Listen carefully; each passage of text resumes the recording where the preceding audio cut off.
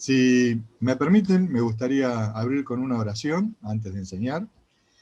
Y te damos gracias, Dios, por tu palabra, te damos gracias porque ella es el fundamento firme que tenemos nosotros para poder aprender cómo conducirnos delante tuyo, cómo relacionarnos contigo, cómo es de grande tu corazón, cómo tú deseaste durante tantos años tener una relación con cada uno de nosotros, tus hijos, cómo eres como Padre de tierno y comprensivo, y te doy gracias porque los temas que vamos a ver hoy puedan ser de utilidad y tengan buen alcance en el corazón de todos los que lo reciban.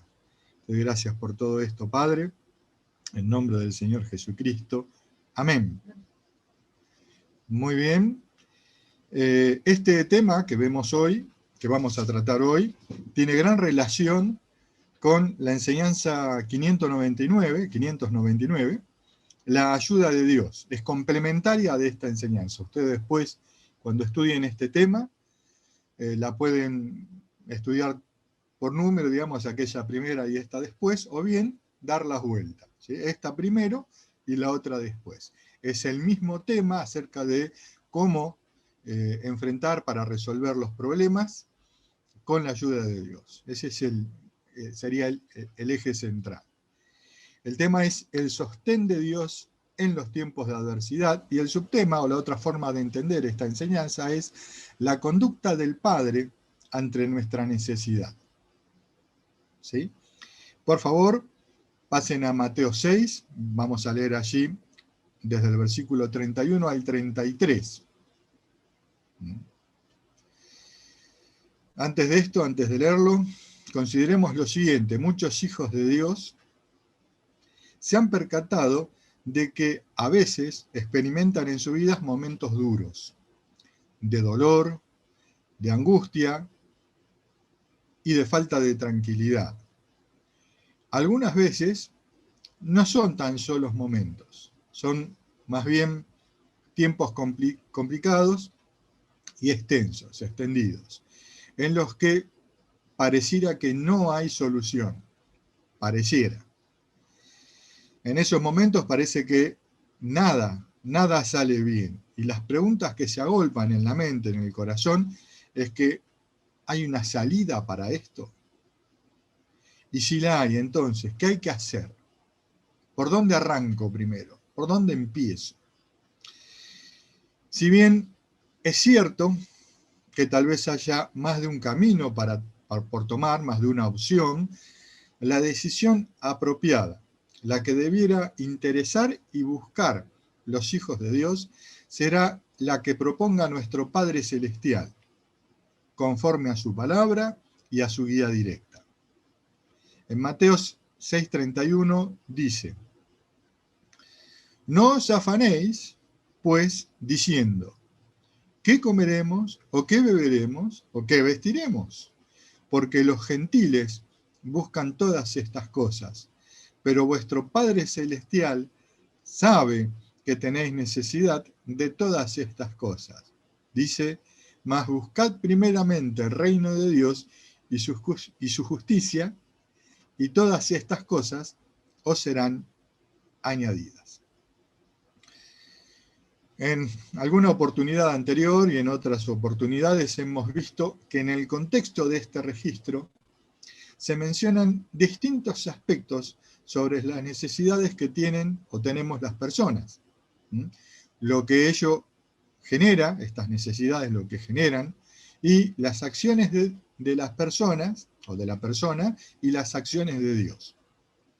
Jesús alerta que al buscar lo que necesitamos y lo que nos importa, podemos hacerlo como los gentiles que no tienen trato y desconocen y no toman en cuenta la conducta de Dios, y que por ello buscan estas cosas con afán, o podemos hacerlo, buscar todas estas cosas, con la ayuda de Dios, teniendo presente lo que hace Dios en las situaciones de necesidad, que es que Él actúa en favor de quienes buscan su ayuda. En la corrección que les hace el Señor, en el versículo 32 dice: vuestro Padre Celestial sabe que tenéis necesidad de todas estas cosas. Dios sabe, ve, percibe qué nos pasa, comprende la situación y no se queda de brazos cruzados. Él actúa cuando lo involucramos en nuestras vidas.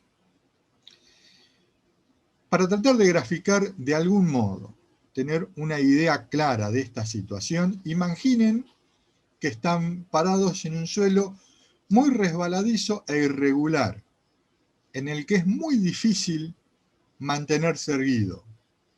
¿Se ven? ¿Ven que es una situación peligrosa? Uno no tiene equilibrio, está angustiado, anticipando un golpe, porque no tiene equilibrio. En ese estado, sin que uno sepa exactamente de dónde, muchas veces aparece una mano firme, sólida, que nos sostiene, nos da apoyo y nos brinda el soporte necesario hasta pasar a otro tipo de terreno.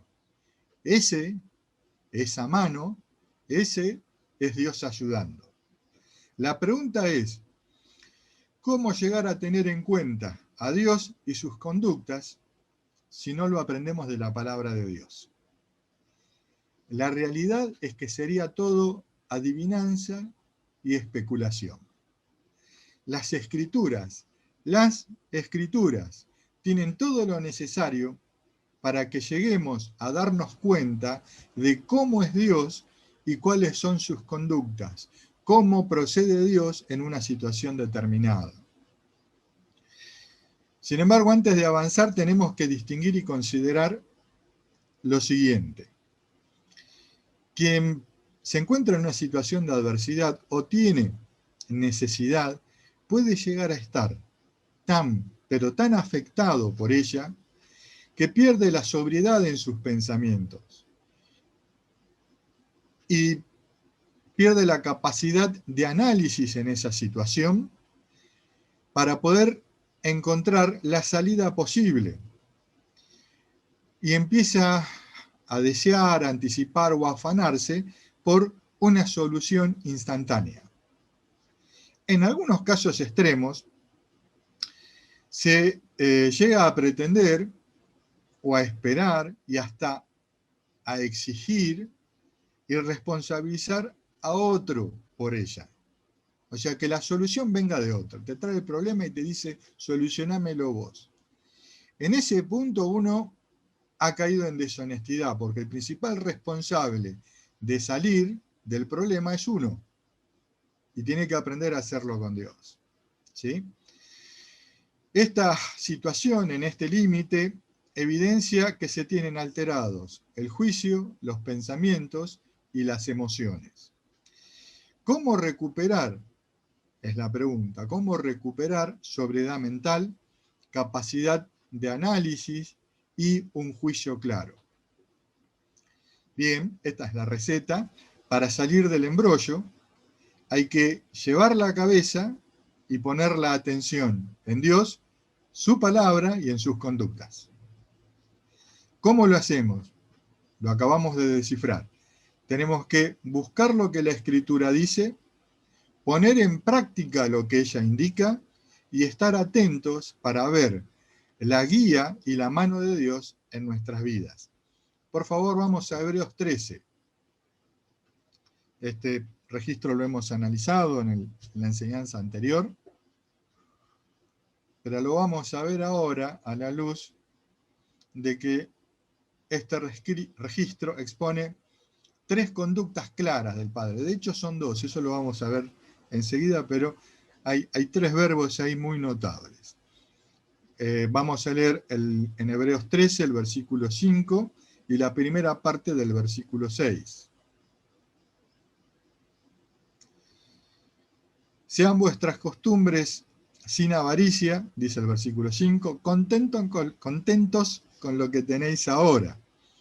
Porque Él dijo, no te desampararé ni te dejaré. De manera que podemos decir confiadamente, el Señor es mi ayudador, no temeré lo que me pueda hacer el hombre. Bueno, no temeré. Algo interesante es que el término avaricia aquí se aplica a las personas. Y las personas a las que se dirige esta epístola es a hijos de Dios. Avaricia significa ser tacaño y mezquino. Cuando uno busca en el diccionario, se encuentra con que el mezquino es el que actúa solamente por interés. O sea, le interesa lo propio. Lo del otro, bien, gracias. Se interesa solamente por lo propio. Ahora, el tacaño es un tipo de mezquino. Hay variaciones acá, es importante. El tacaño es un tipo de mezquino. ¿Qué tipo? El agarrado, el que gasta lo menos posible. Esto nos permite entender que hay mezquinos que pueden ayudar y apoyar a otros, pero solamente por un interés propio. O sea, no están realmente interesados en el otro, tienen un interés propio solamente. Entonces, un avaro, como para sintetizar, y en nuestros términos, es un agarrado al que solo le interesa lo propio. ¿Ok? Ahora, noten que en el contexto, después por favor léanlo, no habla de dinero, sino de costumbres, que son las conductas que se practican y repiten con regularidad. ¿Pueden involucrar dinero? Totalmente, claro que sí, pero no es excluyente. No es solamente una cuestión de guita, de dinero. De hecho, hay mayor y más profunda mezquindad a la hora de tratar con Dios que a la hora de poner la mano en el bolsillo para realizar un gasto o dar una ofrenda. Se es más mezquino a la hora de tratar con Dios. El avaro sale a la luz, o lo podemos identificar, al menos con dos conductas características. La primera, busca la justificación más conveniente para no dar atención, no dar de su atención, de su tiempo, de su dinero, ni siquiera de su agradecimiento, ni a Dios, ni a quien procura ayudarle, o a quien le ayuda. Y lo segundo, que también identifica a un avaro, es que en el interior, en lo más profundo de su corazón, siempre afirmará que él tiene la razón, no otros y tampoco Dios. No es algo que va a decir, es algo que va a demostrar. No vamos a cambiar nuestras conductas sin tener al menos una buena razón para ello. Las conductas del Padre, cada una de las conductas del Padre, son razones suficientes y buenas como para cambiar nuestra conducta. Si nosotros queremos cambiar, lo más conveniente es apoyarnos en la conducta de Dios para hacer palanca. En los registros vistos, tanto en Mateo como en Hebreos, se pone el foco en las conductas de los hombres y en las del Padre. En Mateo, a quienes Jesús habla, conocían sobre la existencia de Dios. Claro que sí, pero así como los gentiles ignoraban sus modos de proceder. No estaban involucrados con la conducta que Dios tiene. Y entre sus conductas, las que menciona Hebreos, son tres. Son desamparar, dejar y ayudar. Desamparar y dejar en realidad son una figura, es una repetición, en realidad, de una misma idea con dos verbos. Es para enfatizar esto. Y desamparar significa dejar atrás, soltar. Dejar, por su lado, te dejaré, donde dice allí, aplica ahí, significa abandonar, dejar en apuros. Ven que el significado es bastante parecido, ¿sí? Pero está en negativo, o sea, Dios no abandona y Dios no deja atrás. ¿Sí? Esa es la intención. Ahora, ayudar significa, este verbo, auxiliar, cooperar, socorrer a otros. Es hacer algo favoreciendo a otro para que tenga alivio de una situación que está pasando, que puede ser de presión, de riesgo, de peligro, de necesidad. Es favorecer a otro. Sin importar lo que sea, toda ayuda de Dios siempre será un favor divino. ¿Por qué? Porque Él es Dios. Él es el creador y nosotros estamos en otra categoría mucho menor. Somos las criaturas, lo creado. Ahora, si su ayuda es un favor divino, entonces toda ayuda del Padre es por gracia. Varios eruditos coinciden en que una buena definición de gracia, según se usa en la Biblia, es favor divino. Entonces, como para ir aclimatándonos, cada vez que veamos ayuda, también podemos entenderlo como gracia, o cuando vemos gracia, sabemos que se trata de ayuda de Dios de algún tipo. Entonces, quienes buscan y aceptan su ayuda o su gracia, comprueban que Dios no abandona, no desampara, no deja atrás, ni se olvida de nadie, y menos si está en apuros. Vale aclarar que si bien la palabra gracia se puede aplicar a distintos temas y contextos, nos vamos a ocupar de la gracia que proviene de Dios. Si alguien que confía en Dios, está en apuros, Él, Dios, no le suelta la mano a nadie. Por el contrario, lo que hace o la intención de Dios es ayudar. Después está el otro tema de que la persona reciba esa ayuda, ¿no? Pero la intención de Dios siempre es ayudar.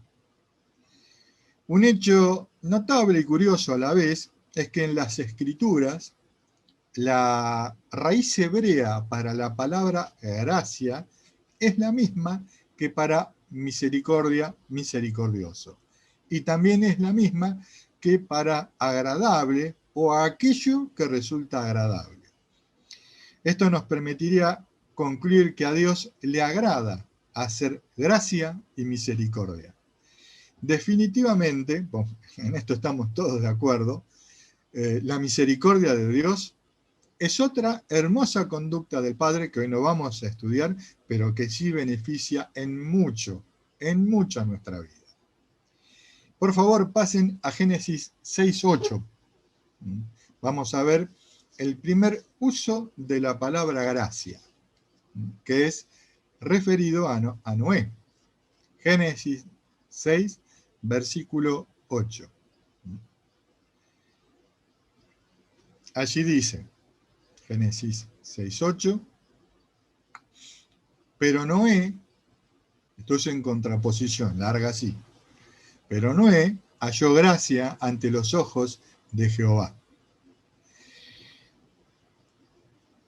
Noé halló esta gracia de Dios, halló la gracia de Dios, pero las otras personas de su época no. Y fueron muchos los que no la hallaron. Hay algunos eruditos que dicen que en este momento, cuando el diluvio, había más de 1 millón de personas vivas. El número no es importante, si fueran 10, 15 personas, estaríamos en la misma situación. Los otros no la hallaron, Noé la halló. El uso de hallar, en el hebreo, se refiere a encontrar, alcanzar, lograr o conseguir algo. Ya sea por buscar con intención, como también por casualidad.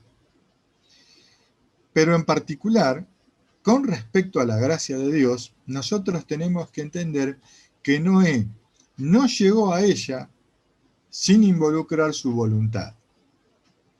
No es que venía caminando, dijo, hoy, mira que me encontré atrás del árbol, la gracia de Dios. No funciona así. No funciona así. Hay que involucrar, Noé, por lo pronto, Noé involucró su voluntad. ¿Qué pasa con nosotros hoy? ¿Cómo viene la mano con esto de la gracia y la ayuda de Dios? Por favor, vamos al Evangelio de Juan.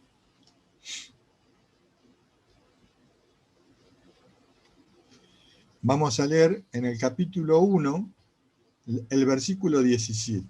Juan 1, 17. ¿Sí? Le doy un minuto. Juan 1, 17. Vamos a ver un versículo que por ahí es medio áspero y lo vamos a analizar. Dice en Juan 1, 17, pues la ley por medio de Moisés fue dada, pero la gracia y la verdad vinieron por medio de Jesucristo.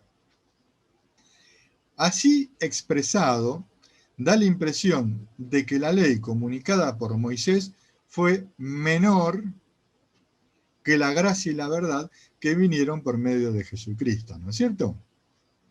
Bueno, esto sucede porque hay dos figuras involucradas, ¿sí? La primera que vamos a analizar afecta a las palabras la gracia y la verdad. ¿En qué consiste? Consiste en emplear dos palabras para dar fuerza y resaltar una sola idea. ¿Sí? Entonces, esto nos lleva a entender que lo que vino, o sea, lo que trajo Jesucristo, lo que vino por medio de Jesucristo, es la gracia verdadera. Ese sería el sentido, o la verdadera gracia. ¿Sí?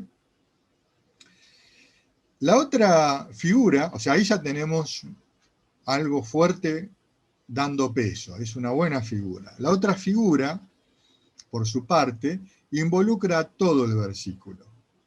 ¿Y qué hace? Bueno, lo que hace es empequeñecer la primera parte y exaltar la segunda.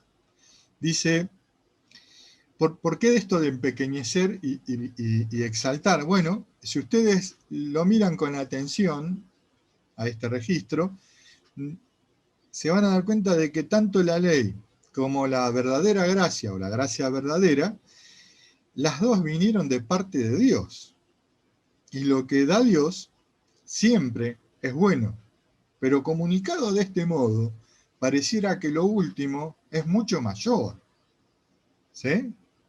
Está destacado. Y encima de esto, se menciona en el mismo registro por quienes Dios pudo comunicar o traer tanto la gracia como la ley. Se pone a Moisés y al Señor Jesucristo. ¿Sí? Como si nuestro trabajo fuera, o el propósito fuera, poner la atención y comparar a Moisés con Jesús, para descalificar al primero. El Padre Gente no haría esto a Moisés.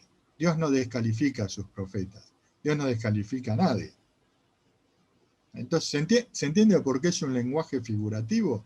Porque vos cuando lo lees tenés esta impresión. Pero no es la intención de Dios afirmar esto de este modo. Sí es la intención de Dios, con esta figura, con este lenguaje no literal, buscar dar un ejemplo claro y contundente del tamaño, del volumen, de la inmensidad de esta gracia verdadera, de la que Jesús fue lleno, fue completamente lleno, y de la cual nosotros ahora tenemos para tomar toda la que necesitemos. ¿Cómo se me ocurrió esto? Bueno, es fácil, vamos a leer el versículo 16. Dice, porque de su plenitud hacemos ¿qué? Tomamos todos, y gracia sobre gracia. También, por favor, diríjanse a Romanos 3:24.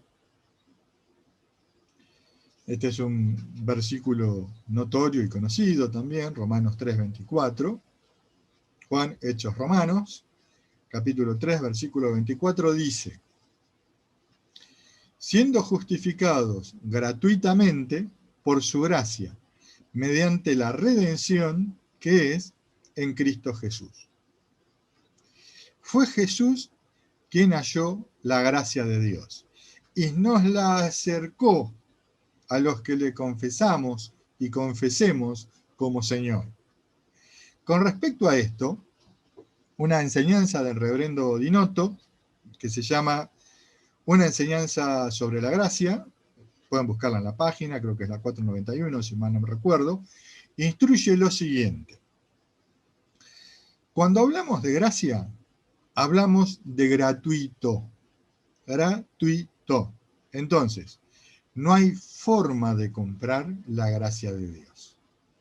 Entonces uno por ahí se plantea la idea, si hago esto voy a hallar gracia a los ojos de Dios. Eso es querer comprar la gracia de Dios.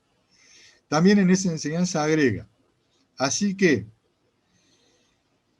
denme un minuto, cuando hablamos, así que la gracia podría ser entendida como favor merecido por Jesús y extendido a los que son de Él por confesión y creencia.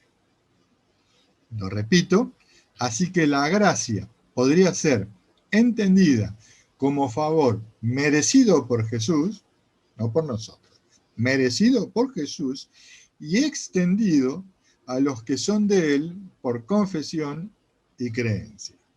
Así, ratifica la idea de que no podemos hacer nada para merecerla, pero la alcanzamos por creencia y obediencia. Esa enseñanza también menciona lo siguiente: gracia es una concesión gratuita para quien la recibe sin haber trabajado por ella. Y también la obediencia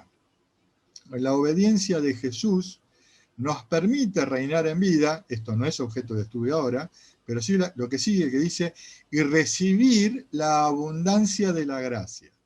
Repito, la obediencia de Jesús nos permite reinar en vida y recibir la abundancia de la gracia y el regalo de la justicia. Justicia es este derecho de presentarnos delante de Dios sin conciencia de pecado, culpa, condenación, miedo, etc. Entonces, si bien toda la ayuda que Dios brinda es por gracia, nosotros no trabajamos por ella. Eso lo hizo Jesús.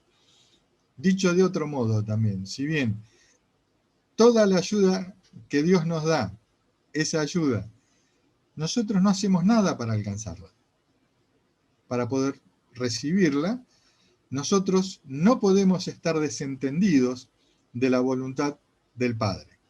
Debemos creer y obedecer. ¿Sí? Proverbios 13:15, por favor. Vamos a Proverbios, capítulo 13, versículo 15.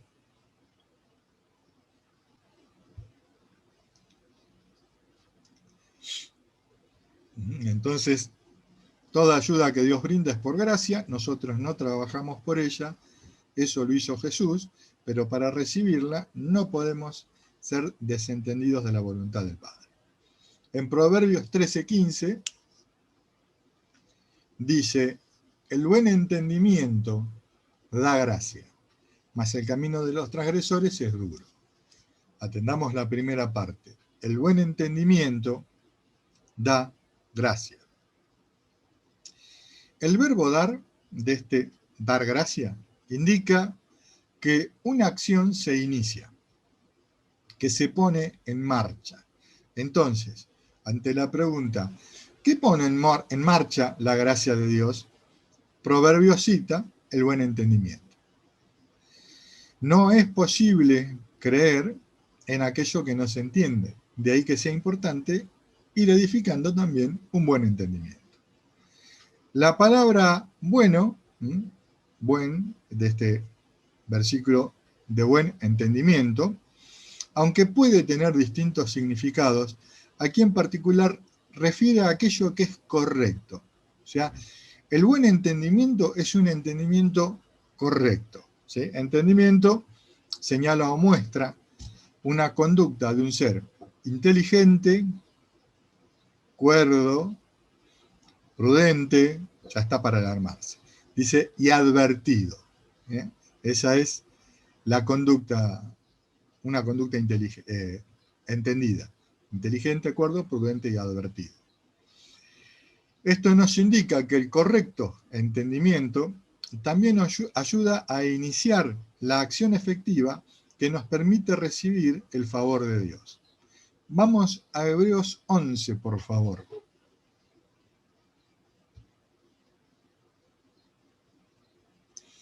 Hebreos 11 es, onda que para el otro lado de la Biblia. 11, vamos a leer el versículo 7, que refiere a Noé, por supuesto. Entonces, en Hebreos 11:7 dice, por la fe, Noé, entre paréntesis, cayó gracia, dice, cuando fue advertido por Dios acerca de cosas que aún no se veían, con temor preparó el arca en que su casa se salvase. Y por esa fe condenó al mundo y fue hecho heredero de la justicia que viene por la fe.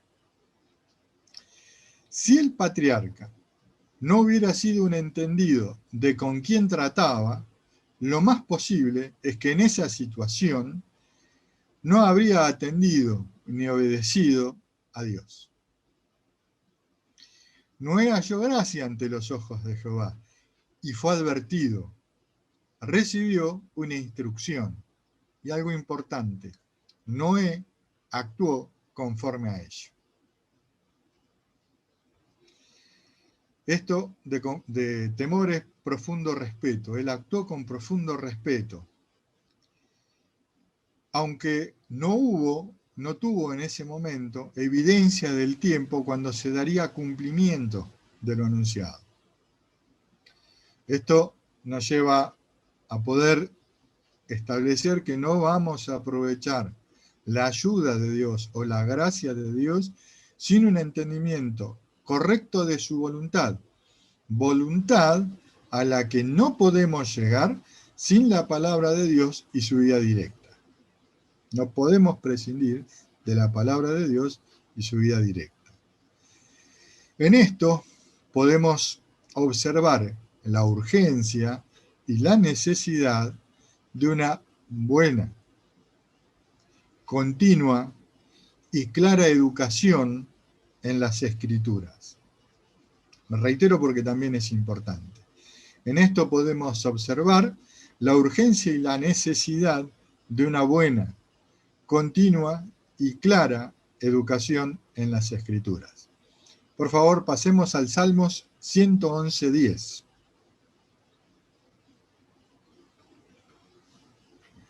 Porque una de las preguntas que uno podría hacer es, bueno, ¿cómo mejoro mi entendimiento? Estudio más. Sí, también. Una parte es estudiar, pero no es la única. Fíjense lo que dice el Salmo 111, versículo 10. Dice, el principio de la sabiduría es el temor de Jehová.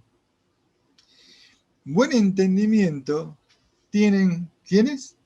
Todos. Todos los que hacen ¿qué? Practican sus mandamientos.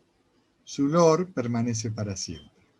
Entonces, es la práctica de sus mandamientos la que da también buen entendimiento. Estudia todo lo que quieras, eso está bien. Pero hay que practicar todo lo que aprendas. Eso te va a dar un mejor entendimiento. Salmo 119, ya que estamos en el barrio, diría Eduardo. Salmo 119, vamos a leer los versículos 169 y 170. 169 y 170.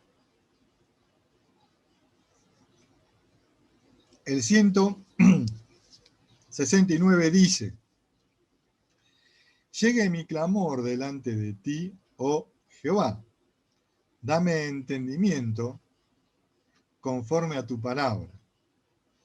Llegue mi oración delante de ti, siempre la oración va a estar. Esto en este segmento no lo estamos viendo, pero en la enseñanza anterior se ve como clave. Llegue mi oración delante de ti, líbrame conforme a tu dicho. Estas son palabras de David. Él clamaba y oraba a Dios. ¿Para entender? No. Él no clamaba ni oraba a Dios por entender. Él clamaba y oraba a Dios por un entendimiento conforme a su palabra. Eso es distinto. David no quería entender de todo, un poco o mucho, ¿no? Él lo que quería era un entendimiento claro según la voluntad de Dios. ¿Para qué? Para ser librado, para ser rescatado de todo, que nada le embarulle la vida, que nada lo ate. ¿Sí? En las Escrituras también vemos que David hizo algo muy digno, muy profundo y muy amoroso. Él aconsejó a su hijo Salomón. Por favor, vamos a Primera de Crónicas 22. Primera de Crónicas 22. Vamos a leer allí los versículos 11 a 13. Es un momento muy particular de la vida de David y de la vida de Salomón. Y este consejo en ese contexto también es muy especial. Fíjese que el 11 dice: ahora pues, hijo mío, Jehová esté contigo, y seas prosperado, y edifiques casa a Jehová tu Dios, como él ha dicho de ti. Y Jehová te dé entendimiento y prudencia, para que cuando gobiernes a Israel, guardes la ley de Jehová tu Dios. Entonces serás prosperado. Condición: si cuidares de poner por obra los estatutos y decretos que Jehová mandó a Moisés para Israel. Esfuérzate, pues, y cobra ánimo. No temas ni desmayes. Es para ponerlo en un cuadro. Esto no es solamente el consejo de un padre a un hijo. Es el consejo de un hombre experimentado en funciones de servicio a la gente de Dios, a otro hombre que se iniciaba como responsable en esa misma función. O sea, no se trató solamente de un consejo de un padre a un hijo, que ya es hermoso. Es de un hombre responsable, de un hombre de Dios, responsable en servicio a otro, que iba a servir en la misma función. Sin lugar a dudas, con un entendimiento claro, los mejores deseos que puede tener cualquier hombre por otro es: Jehová esté contigo. Es lo mejor que podemos desear a otros hombres y mujeres. Y también, como dijo aquí David, que se cumpla en tu vida todo lo que Dios dice que uno es, y que se cumpla en tu vida todo lo que Dios dice que uno tiene que hacer. Ese es realmente el mejor deseo que uno puede desear a otro. Estos registros muestran la relación entre dos servidores para Israel. El corazón de la instrucción es útil para aplicación por parte de cada hijo de Dios hoy, y se evidencia en la honesta frase de David, donde dice: si cuidares de poner por obra los estatutos y decretos que Jehová mandó. Hay que aplicar. El entendimiento correcto para un andar correcto en el servicio pone en marcha la gracia de Dios, para que en beneficio y ayuda a los hermanos se ponga por obra lo que sea que haya que hacerse. Lo que sea. Recordemos que toda acción de Dios cuando nos ayude o en que nos ayude, es por su gracia. Que nada de lo que hagamos obliga a Dios a ayudarnos. Que podemos aprovechar y recibir toda la gracia que el Señor Jesucristo merece y nos ha hecho disponible tomar. Que no podemos estar desentendidos de la voluntad del Padre en el asunto en el que estamos complicados, en angustia o en necesidad. También recordemos que debemos creer y obedecer su instrucción, que ya nos ha sido advertida en su palabra, y que nuestro entendimiento o desentendimiento no limita la gracia de Dios, y que no es razón para abandonar la instrucción y la guía de Dios, sino justamente todo lo contrario. Por favor, pasemos a 2 de Pedro 3. Ya enseguida terminamos, así que vayan despertándose para saludar. 2 de Pedro 3, vamos a leer el versículo 18. ¿Sí? 2 de Pedro 3, 18 dice, antes bien, creced notable.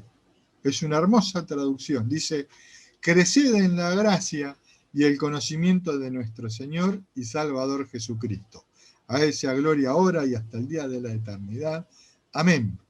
Entonces, con respecto a la gracia de Dios, podemos hacer varias cosas. Entre ellas, crecer. Gente, en cuanto a la ayuda de Dios, también podemos crecer en aprender a recibir cada vez más la ayuda de Dios en todo lo que hagamos.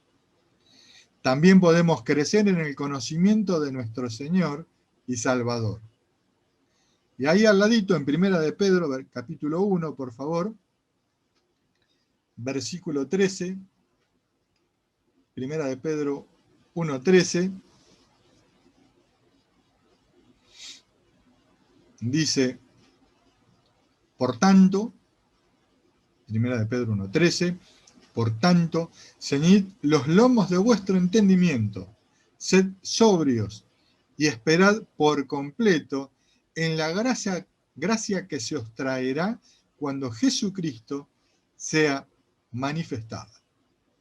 Entonces, en los tiempos de adversidad, cuando la necesidad cobra peso, cuando nuestro corazón se angustia, tenemos que tener presentes las conductas de Dios y su palabra. Así, recobraremos el ánimo, la sobriedad mental y todo lo necesario, el equilibrio, para poder analizar la situación y entender la salida que Dios señale, que seguramente va a demandar trabajo. No hay problema. Con trabajar nos arremangamos y le sacudimos, pero hay que entender la salida que Dios señala. En todo tiempo es necesario aprender sobre la gracia de Dios para aprovechar todo lo que se pueda, sin dejar de tener presente que cuando Jesucristo retorne, traerá más gracia de Dios para nosotros. Permítanme cerrar con una oración y te doy gracias, Dios, por el esmero que has dejado, Dios, en tu palabra para que nosotros podamos entender este aspecto tan importante de nuestra vida de relación contigo, que es la de poder entender y poder aprovechar de toda tu ayuda, Dios. Te doy gracias porque has allanado todos los caminos para que podamos ir directo a ti, a pedir esa ayuda, y respondes y honras, Dios, cada vez que nosotros confiamos en ti para recibir una mano, y respondes con la mejor solución siempre. Te doy gracias por esto, te elevo nuestra vida, nuestro crecimiento y el poder ir aprendiendo todo esto a paso sólido, Dios. con un ritmo que nos permita aprovechar todo al 100%. Te doy gracias por esto, por tu amor, por tu misericordia, por tu infinita gracia y por estar siempre atento a nuestras vidas. En nombre del Señor Jesucristo. Amén. Muchas gracias.